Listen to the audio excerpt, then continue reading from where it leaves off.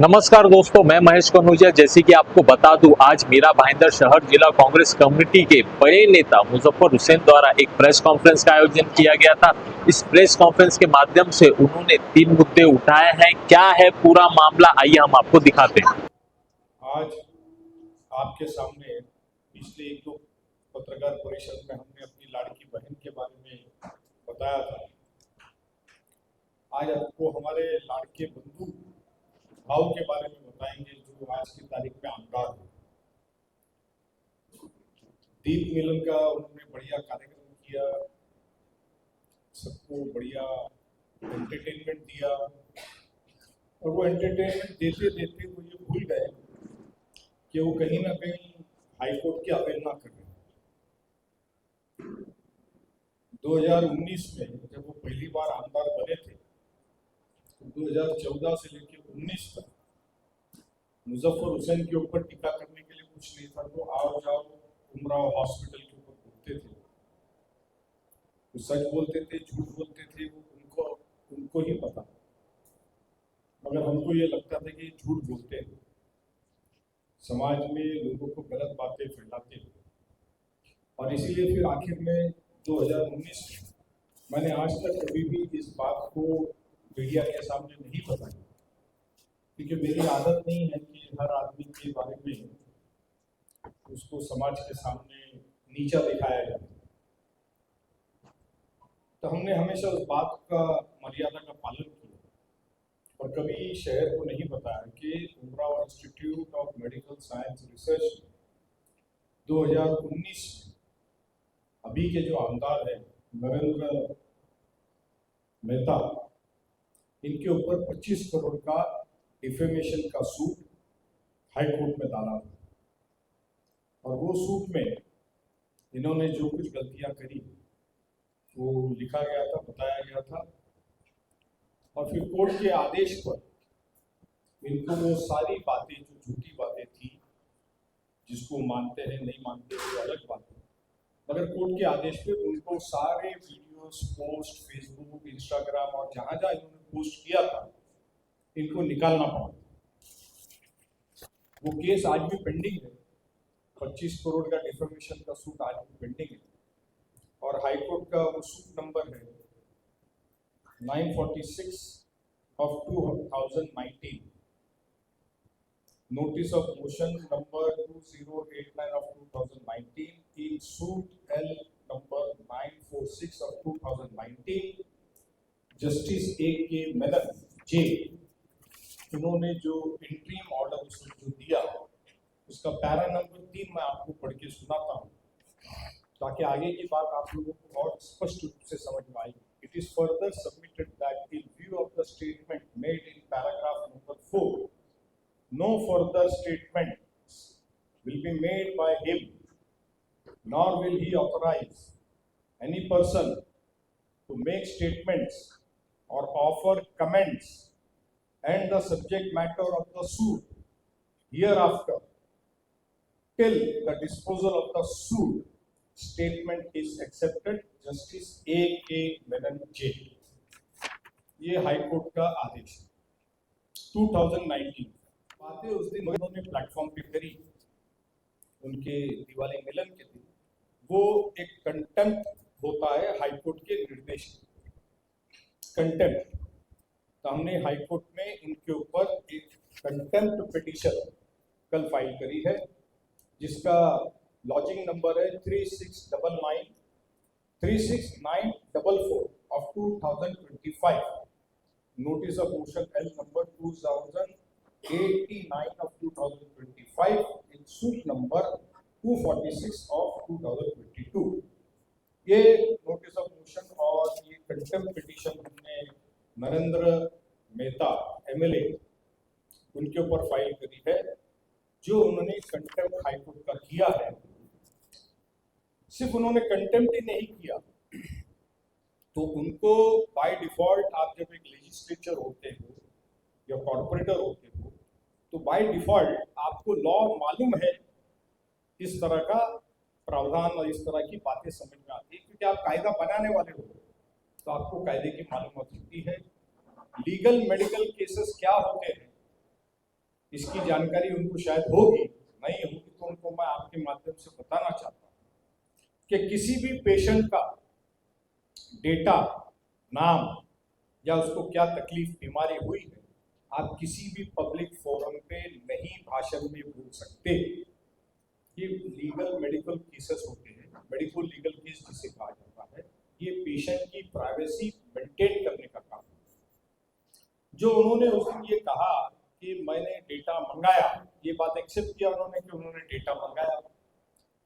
मैं आपको ये कहना चाहता हूँ कि इस अस्पताल के इंसेप्शन से लेके तो 31 अक्टूबर तक का एवरी मंथ हॉस्पिटल के ट्रस्ट की तरफ से मीरा भाईंदर महानगर पालिका, सिविल सर्जन, और जब से पंडित भीमसेन जोशी हॉस्पिटल बने हैं तो वहाँ के जो भी इंचार्ज सिविल सर्जन है उनको, और health department government of Maharashtra and charity commissioner month two month जो बिल्डिंग परमिशन में पेशेंट्स को मदद करने के लिए गवर्नमेंट की प्रावधान है, उसके अलावा जो हमारी संस्था करती है जिसके ऊपर कोई गवर्नमेंट का हमारे ऊपर प्रावधान नहीं है, उसके बावजूद हमारी संस्था वो करती है, ये सारा data since the Inception of the hospital month by month ये सारे डिपार्टमेंट्स को रिकॉर्ड जाता है। आज 15 साल हो गए। उसके बावजूद आमदार साहब चुन के आने के बाद में जो इन्होंने कहा कि मैं किसी को छोड़ता नहीं हूँ, मेरे नाम में कोई लगता है, ये बहुत ही ओछी बात उन्होंने कर दी।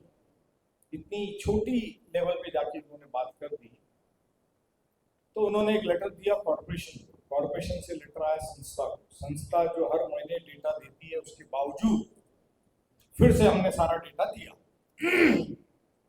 अब डेटा के अंदर तमाम टाइप के पेशेंट्स होते हैं, जिनकी सर्जरी हुई हो, जो इमरजेंसी में आए हो, जिनकी डेथ हुआ हो, जो डायलिसिस के हो, डायबिटिक के हो, या दुनिया भर के पेशेंट, उसका सारा डेटा हॉस्पिटल ने जो ट्रीटमेंट किया उसकी डिटेल के साथ में वहाँ सबमिट हुआ है। उसी डेटा को लेकर के वो किसी एक पेशेंट के बारे में बात कर रहे थे। आपके माध्यम से उनको मैं बताना चाहता हूँ कि आपने तो हॉस्पिटल के रिजर्वेशन पे हॉस्पिटल बनाई, कुछ साल चली, फिर किसी को चलाने को दिया, और नए डेवलपमेंट प्लान में तो आपने भी हॉस्पिटल का रिजर्वेशन भी गायब कर दिया और उसको रेसिडेंशियल जोन बना दिया। तो शायद आपको हॉस्पिटल क्या है, हेल्थ सेक्टर में काम क्या करना पड़ता है और किस तरह करना पड़ता है, शायद आपको इसकी मालूमात नहीं है। ये आपके रिजर्वेशन निकाल देना, हॉस्पिटल जो रिजर्वेशन पे बना है उसको फिर रिजर्वेशन से हटा के येलो जोन करना, इस पर तो मैं जब पूरे शहर के डीपी प्लान के ऊपर बोलने वाला हूँ, जब गवर्नमेंट को भी कोर्ट ने डायरेक्शन दिया है कि हमारी हियरिंग लेना और हमारी बातें सुनना है, तब मैं और डिटेल से आपको बताऊंगा। हमने, हमारी फैमिली ने, फादर ने ये इंस्टीट्यूट बनाया, तभी आपकी राजनीति में शुरुआत हुई। मेरी भी शुरुआत नहीं हुई, मगर हमारा और हमारे परिवार का इस शहर के साथ एक नाता है। ये हमारा शहर है, यहाँ के लोग हमारे हैं, और उनकी सेवा करने के लिए चाहे स्कूल का ट्रस्ट हो, चाहे मस्जिद का ट्रस्ट हो, चाहे अस्पताल का ट्रस्ट हो, ये बनाया गया और किसी से 1 रुपया चंदा नहीं लिया गया। अपना जाती पैसा उसमें लगा करके हम चलाते हैं, और हर साल हजारों स्कूल में भी बच्चों को, पूरे मीरा भाईंदर के अंदर 75 स्कूलों को the Sultan Khan educational trust के माध्यम से 35 साल से हम मदद करते हैं, मगर ये बंद मुट्ठी रख के हम करते हैं, इसका हम प्रचार प्रसार नहीं करते। चाहे मस्जिद का ट्रस्ट हो, यतीमों की मदद हो, बेवाओं की मदद हो, वहाँ भी हम लोगों की मदद करते हैं, तो मुट्ठी बंद रख के करते हैं, उसका प्रचार प्रसार नहीं करते। तो वो सेवा हम किस तरह करते हैं वो तो आपको समझाने से हम थक जाएंगे, क्योंकि वो शब्द ही आपकी डिक्शनरी में सेवा की नहीं है। तो बहरहाल आज की जो प्रेस विशेषता थी कि एक आमदार को कायदे का पालन करना चाहिए, कायदे का, कोर्ट का सम्मान करना चाहिए, कोर्ट ने दिए हुए निर्देश का सम्मान करना चाहिए, और वो आपने नहीं किया, इसलिए हमने कंटेम्प्ट पिटीशन दाखिल करी है। पिटीशन दाखिल हुई है, अब कोर्ट को उसमें जो आगे फैसला करना होगा वो करेगा। उसके ऊपर मैं आगे कोई भाष्य नहीं करूंगा, क्योंकि मैटर ऑफ कंटेम्प्ट का पिटीशन हमने कोर्ट में दाखिल कर दिया। में पिछले कई सालों से डंपिंग ग्राउंड बना हुआ है और इस शहर का सारा कचरा वहां जाके डंप हो। पिछले 11 साल से उस कचरे पे बगैर प्रोसेस किए हुए कचरा वहां डंप कर दिया गया, और अभी माइनिंग करने के लिए, मतलब उसका जो कचरा डंप है उसको माइनिंग करने के लिए वापस 63 करोड़ का फिर से टेंडर निकाला। पिछले 10-11 साल से जब से बीजेपी सेना की महानगर पालिका में सत्ता रही है, उत्तन के डंपिंग ग्राउंड पे कुछ काम नहीं किया गया। ये बात तो सिद्ध है, सब आप और हम सब लोग जानते हैं। लोग वहाँ की आग से परेशान है, बदबू से परेशान है, डंपिंग ग्राउंड से परेशान है।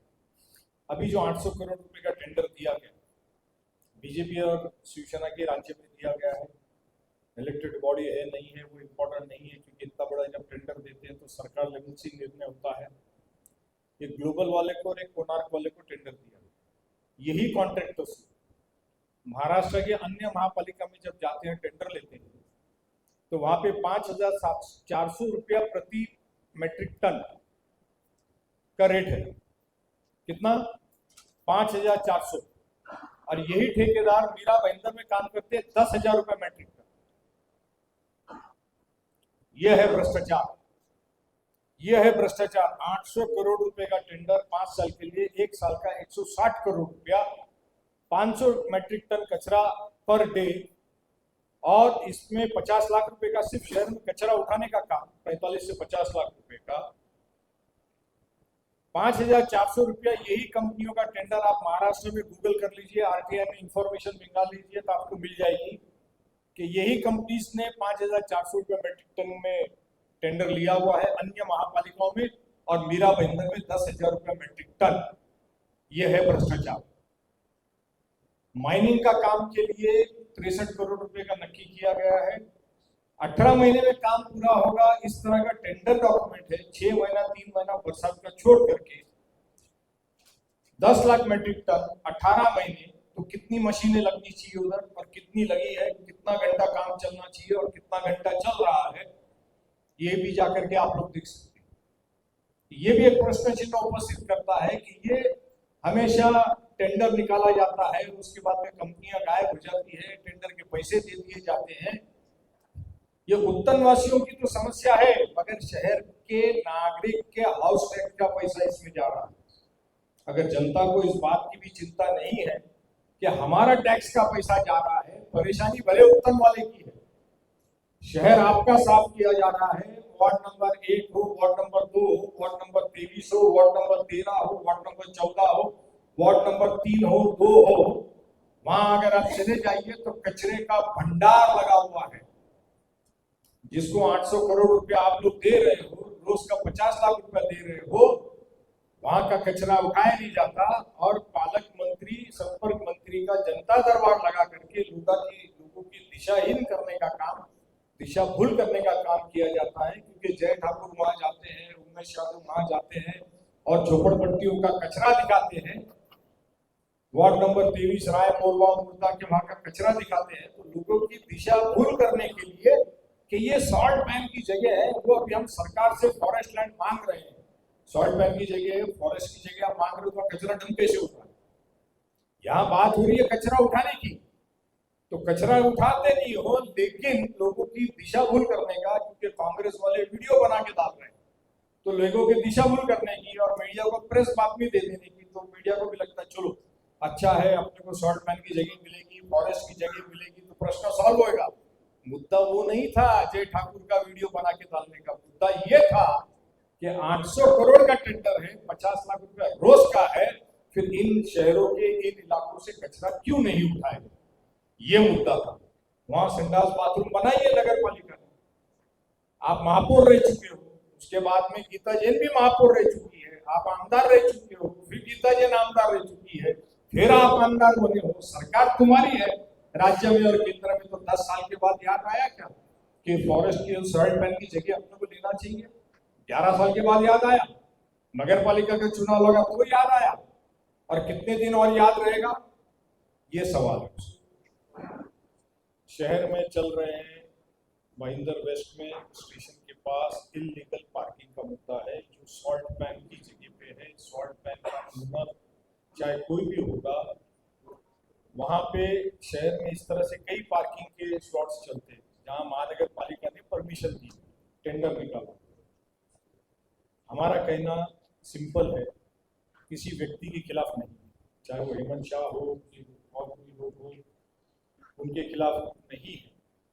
हजारों की संख्या में स्कूटर पार्किंग, दिल्ली में जो हादसा हुआ, परसों जो शहर में आग लगी, मैं आपके माध्यम से पुलिस प्रशासन और महानगर पालिका के अधिकारियों को कहना चाहता हूँ कि कल उठ के खुदा ना करे, भगवान ना करे कि अगर वहां पे कोई एक आधी स्कूटर में आग लग गई तो कितनी स्कूटर जल सकती है, कितना बड़ा हादसा हो सकता है, जिम्मेदार कौन होगा? क्योंकि पार्किंग ऑफिशियल नहीं है तो प्रशासन किसको जिम्मेदार पकड़ेगा? तो इस बात के मद्देनजर प्रशासन ने जो इलीगल पार्किंग का व्यवसाय वहां चल रहा है उसे वहां से तुरंत बंद करना चाहिए। और मैं साथ में प्रशासन को ये भी कहूंगा, म्युनिसिपैलिटी और पुलिस को, कि लीगल तौर पे आप उसको परमिशन दीजिए ना। लीगली कॉर्पोरेशन और पुलिस को जो परमिशन देनी है आप पहला हटाइए और फिर लीगली उनका एप्लीकेशन मंगाइए, उनको जिम्मेदार बनाइए किसी को, और आप परमिशन दीजिए, हमारा कोई बुराई नहीं। गूगल लिस्टिंग है, नरसिम्हा बाइक पे एंड पार्किंग, अभी हमको नहीं मालूम है, इसमें इसका नाम नहीं लिखा है, हमको नहीं पता। जो आप ढूंढिए, आप थोड़ा इन्वेस्टिगेटिव पत्रकारिता कीजिए। नहीं, आगे बोलिए। मैं किसी का व्यक्तिगत नाम से मेरा कोई संबंध नहीं है, मैं ये कह रहा हूँ कि यहाँ पे रीतसर परवानगी लेकर के काम करें। महिंदर में जहाँ भी मल्टी स्टोरेज बिल्डिंग बन रही है और बिल्डर सिर्फ 50% या 25% या 30%, भाई प्रावधान इतने का ही है, और बिल्डिंग है 30 माले की बनाते जा रहे हैं, तो वहाँ जाके फारूक शेख वीडियो बनाते हैं और उन बिल्डर्स को भी हम लोग बोल रहे हैं कि भाई देखिए आप लोग बना के चले जाओगे, 12 मीटर का रास्ता है, 9 मीटर का रास्ता है, लोग आपस में एक दूसरे को मार काट हो जाएगी, मेरी बात को पूरी होने दीजिए। तो वो हम मुद्दा लिए हैं, आपके सामने पूरा एक प्रेस कॉन्फ्रेंस लेने वाले हैं। महिंदर सुभाष चंद्र मैदान के पास भी जो बसेस खड़े रहती है और पूरे शहर में भी जो बसेस खड़े रहती है, उसमें अधिकांश जो बसेस है वो मीरा भाईंदर की नहीं है। ये मुद्दा भी हम आपके सामने लाने वाले हैं कि शहर में किस तरह से ये पार्किंग का इतना बड़ा व्यवसाय किया जा रहा है और वो बसेस शहर की नहीं है, वो गाड़ियां शहर की नहीं है। मुद्दा हम आपके सामने लाने वाले हैं। कुछ दिन पहले भाजपा के एक कार्यकर्ता, बेचारे मासूम से कार्यकर्ता है, उनको बलि का बकरा बनाया गया, उनको मीडिया के सामने लाया गया, उनसे बहुत सारी बातें कहलवाई गई। अब हर्ष शर्मा के बारे में ज्यादा कुछ बोलना नहीं चाहिए, इसके बाद तो सेल्फ एक्सप्लेनेटरी है। उन्होंने कुछ कहा था कि मुजफ्फर हुसैन जी के भाई है, वो गलत काम में साथ देते हैं मुजफ्फर हुसैन जी। उनका 2019 का एक फोटो है, 2019 में नरेंद्र मेहता जी और क्या बोला उसने वीडियो में, नरेंद्र मेहता जी के साथ में जिस व्यक्ति के बारे में बात हो रही थी उन्हीं का फोटो है। तो 2019 में भाजपा में उनका जब प्रवेश हुआ था, ये उस दिन का फोटो है। उस दिन प्रवेश के बाद नरेंद्र मेहता जी ने एक प्रेस चैनल को बाइट दिया था, वो बाइट पे आपको सुनाना चाहूंगा। उस बाइट के अंदर नरेंद्र मेहता जी क्या कह रहे हैं आपको सुनिए।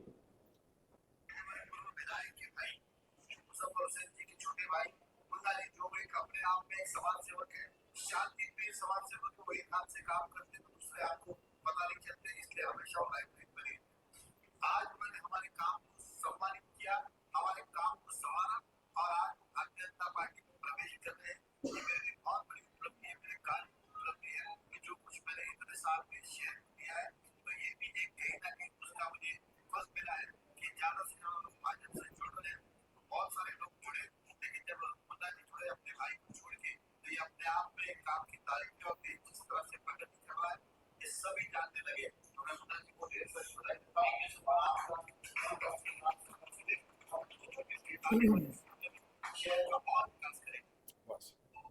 तो ये नरेंद्र मेहता जी खुद कह रहे हैं उनके बारे में।